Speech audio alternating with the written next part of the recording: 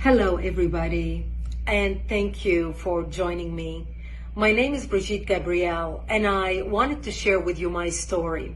I realized yesterday when I put a post about my background that many of my new followers and people who know me as a political commentator who's always commenting on political events and current events, that a lot of people have no idea about my background and why I am so passionate speaking the way I speak.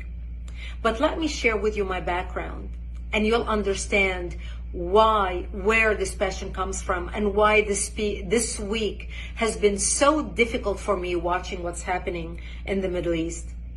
You see, I was born and raised in Lebanon, which used to be the only majority Christian country in the Middle East. We were open-minded, we were fair, we were tolerant, we were multicultural. We prided ourselves on our multiculturalism. We had open borders. We welcomed everyone into our country because we wanted to share with them the westernization which we had created in the heart of the Middle East. Lebanon became Paris of the Middle East, banking capital of the Middle East. Unfortunately, all that began to change when we accepted a wave of refugees into our country, people who did not share our values, but wanted to use Lebanon as a launching pad to kill the Jews and drive them into the sea. Lebanon was the only country in the Arabic world that accepted the third wave of Palestinian refugees. When they came to our country, they wanted to destroy our country. They ended up destroying our country. My 9/11 happened to me in 1975 when radical Islamic Palestinians blew up my home, bringing it down, burying me under the rubble wounded.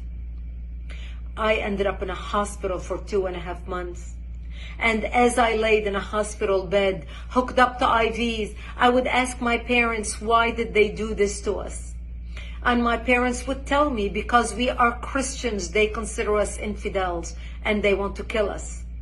So I learned since I was a 10-year-old little girl that I am wanted dead simply because I was born into the Christian faith and lived in a Christian town.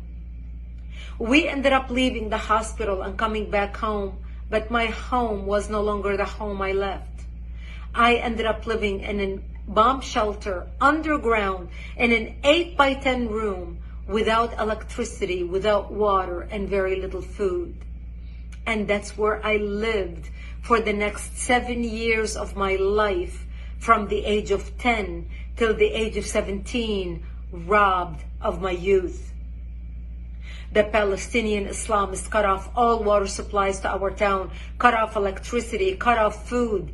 In order for us to go out and get some greenery, we would go out and dig out dandelions and different greenery that grew around our bomb shelter because it was the only salads we had to eat.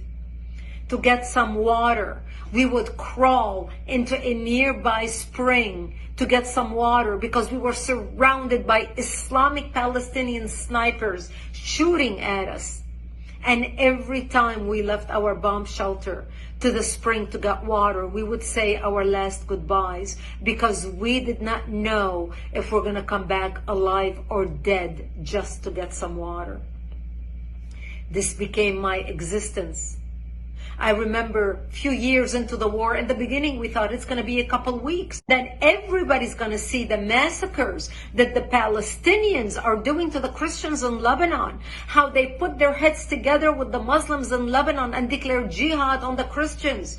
The massacres of children, the slaughter, even the crucifixion of Christian men on crosses. One of the famous city massacres was in the city of the Moor in Lebanon, where they massacred the whole town. This barbarism, this Palestinian barbarism is not new. My father would say, all the Christian nations are going to wake up and see what's happening to Lebanon, to the Christians, and they're going to come save us. But nobody came and the world forgot about us.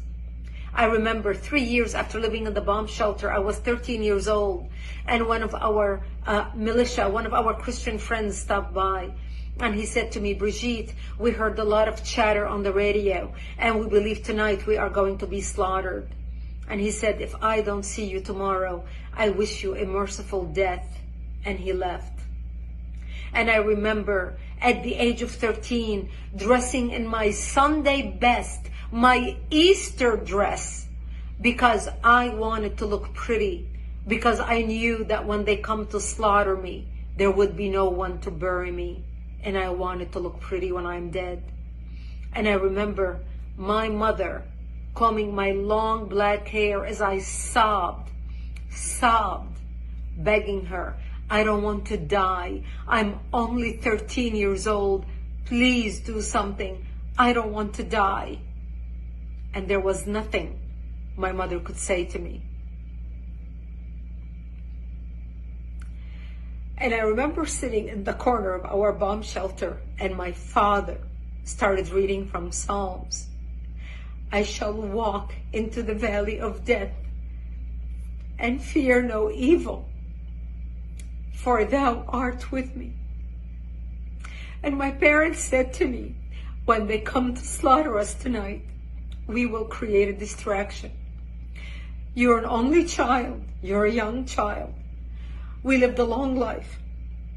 We will create a distraction, and you just run towards Israel, run towards the Israeli border, and don't look back. You see, we knew if we run to the Jews and beg for help, the Jews are not going to slaughter us, because we had more shared values with them than we had with the Muslims. Thank God I did not have to make that decision that night, because that's the night when Israel came in physically into Lebanon and established the security zone and kicked out the radical Islamic Palestinian element that surrounded our town. And Israel set up artillery bases in the hills surrounding our town. And that's how we survived for another 5 years, until 1982, when Israel invaded Lebanon, working with the Christians, trying to help the Christians take back their country, take back their democracy, and kick out the radical Islamic element that had taken control of the country at that time. We had 11 Islamic terrorist organizations operating out of Lebanon, including the PLO, the Palestinian Liberation Organization. And Israel finally ended up kicking Yasser Arafat and his cronies all the way to Tunisia. And that's how we came out of the bomb shelter and back to rebuilding our lives. I ended up moving to Israel in 1984 and becoming a news anchor for World News in the Middle East, covering world events, because I wanted to make it my life's mission to fight evil, to understand how can people hate so much to commit such atrocities. My life story is detailed in a book titled Because They Hate. A survivor of Islamic terrorism warns America. The book sold over 1 million copies. It came out in 2006. I encourage you to read it. I encourage you to order it so you can understand why I fight terrorism, why I speak with such passion and conviction. People who watch me debate people and fight people and care less about the labels people throw at me. They call me radical. They call me a hater. I don't hate anybody. I pray for the Middle East. Today I'm praying for the Jews, for the Palestinians, for the Lebanese, for the innocent people who are dying or who are going to die because of the work of Hamas, because of the work of Hezbollah, because of the work of Iran, because of the crazy radicals who want to kill, who want to create mayhem on the world. We must stand up against barbarism. Barbarism done in the name of any people, of any religion, is not acceptable. Barbarism is when you shoot babies in their cribs. Barbarism is when you decapitate babies. Barbarism is when you rape women and kill them. Barbarism is when you kidnap old grandmas and you kidnap children and you put them in cages with the sole purpose of torturing them and killing them. This is barbarism, unacceptable under any name, from any people, from any religion. That's why the good people need to stand up against terrorism, against Islamic terrorism. Because what starts in the Middle East doesn't end in the Middle East. What starts in Israel doesn't end in Israel. This is a war against between barbarism and civilization. This is a war between democracy and dictatorship. This is a war between goodness and evil. We either win or they win. We need to fight to win. We need to stand up with Israel to win. This is our fight and we must win it.